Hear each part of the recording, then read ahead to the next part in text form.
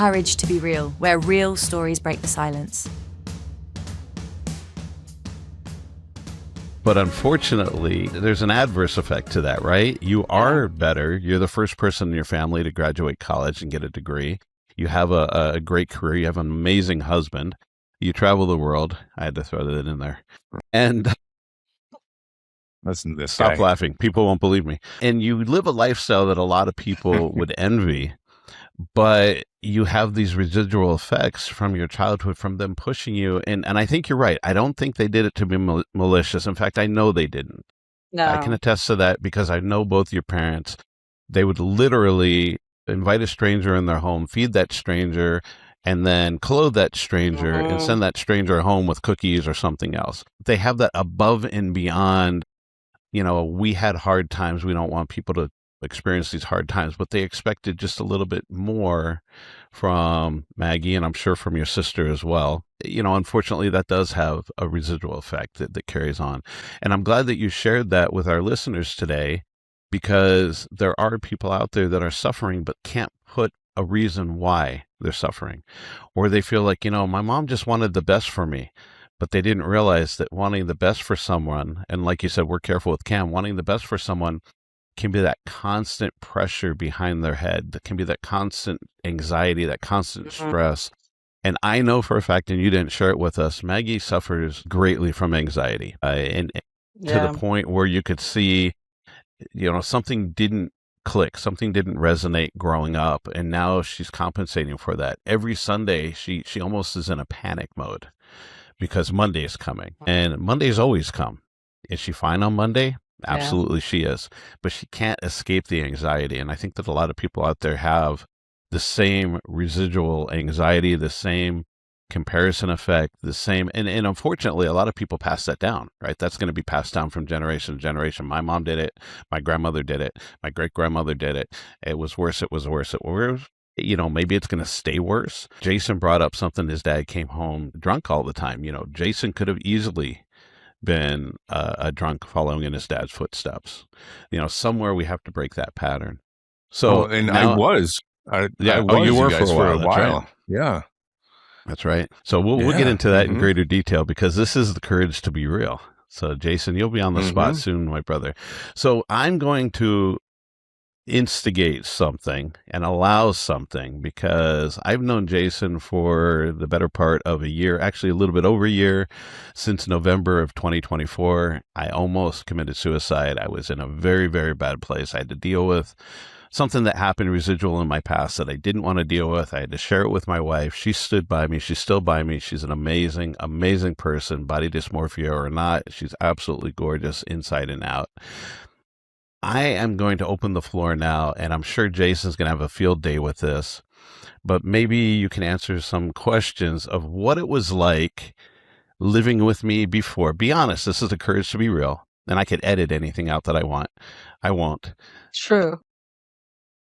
But be real. And I want, and the reason why I think this is really important, and please, just be candid, be honest. You don't have to be brutal, but be honest, is because there are other people out there like myself that have to deal with something, and they're going to have loved ones in their life, spouses, they're going to have children, they're going to have people that are going to feel some of the residual effect. You can probably say I'm a much different person than I am today than I was a year, 2 years, 3 years ago. And it got really, really bad as Cam was getting older, right? There were certain things that were triggering me as he was getting closer to the age of where I was abused. And I'm just going to go ahead and stop there. I'm going to open the floor to you two. I'll interject where I have to, but I'll try to sit back and be as quiet as possible. But please kind of share with us, and Jason will lead this path, share with us what it was like living with a bonehead like me, dealing with a horrible past. This is so exciting. I'm getting ready. Yes. Take a few seconds here to take a deep breath, Maggie. I want you to give your, put yourself in as much of a relaxed state as you can right now, because this is huge. Okay, this moment right now, I don't know if you guys realize this. No, Drew, you mentioned something. Don't be brutal. You can be honest, but don't be brutal. No, Maggie, be fucking brutal. Okay, don't listen to him. He has Drew. We talked about this last week. of, We talked about this last week. we've got this ocean in front of us, you guys, and we're taking these little pebbles. This podcast, we're taking these little pebbles and we're throwing them in this ocean. We're creating ripples everywhere we go. This is a moment to drop a big fucking boulder into the ocean. We have no idea who's going to listen to this. Somebody that's in your exact shoes or was in your exact shoes, Maggie. My husband is doing exactly what Maggie's describing right now. Like, okay, this is an awareness moment for whoever might watch this in the future, and we're saving lives. Okay, this is big. Before we get into that, Drew, if you can we recap what we talked about last week after we stopped the recording? Like, can you just kind of give us a little bit of a segue? We were talking after recording, and I said, man, you're such a smart guy. You understand how the brain works. You understand between the amygdala and the prefrontal cortex and the body and the different hormones that are being released. Why couldn't you figure this out on your own? Do you remember that Doesn't conversation? quite work that way. Yeah, I do remember that. And there's a couple of things. You know, one thing that really resonates is I didn't want to be that kid. I didn't want to be that person. So I buried it. I buried the crap out of it really well. There was a lot of shame. There was a lot of regret. There was a lot of disappointment in myself. I actually didn't even like myself, hated myself, right? And looking to my past, I didn't want to face it. You know, I lied about a scar on my back, which Maggie saw right through. And, you know, I was a second-year respiratory student. I took pre-med, so I understand how the body works. I even took several psychology classes because I was too cheap to pay for it, and I wanted to see how things work. But healing yourself or fixing yourself or going through this process alone is incredibly dangerous. It's not going to work. You need somebody with experience. You need a coach like Jason. You need someone that give you tools and that can hold you accountable and open a safe and hold a safe space for you.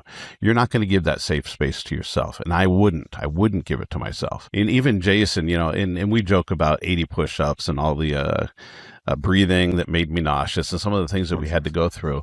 But nothing was effective, if you remember, until I actually can look in the mirror and say to myself, you know what? I love you. We got this. And I even use that catchphrase today. So going through, if you're out there and you're struggling and you know that you have to deal with something, don't do it alone, right? Reach out to somebody, reach out to Jason, reach out to myself, reach out to somebody who has a couple of initials behind their name that's studied this type of healing process or this type of coaching, because it's going to be an area where you're just going to continue. And I beat myself up. And if you want to jump in and elaborate a little bit on that conversation, Jason, feel free to do so, because I'm sure I'm missing a couple key points that we talked about. That was perfect. All right. The key there was accepting, you know, it was acceptance. I didn't want to accept the fact that I was that kid. And I honor you. I appreciate you sharing your experience with us. And now from my perspective, I just remember this man who was beaten, he was broken, and he just said, I'm tired of my wife walking on eggshells all the time, and I'm tired of hearing my kid ask her, why is daddy always so mad?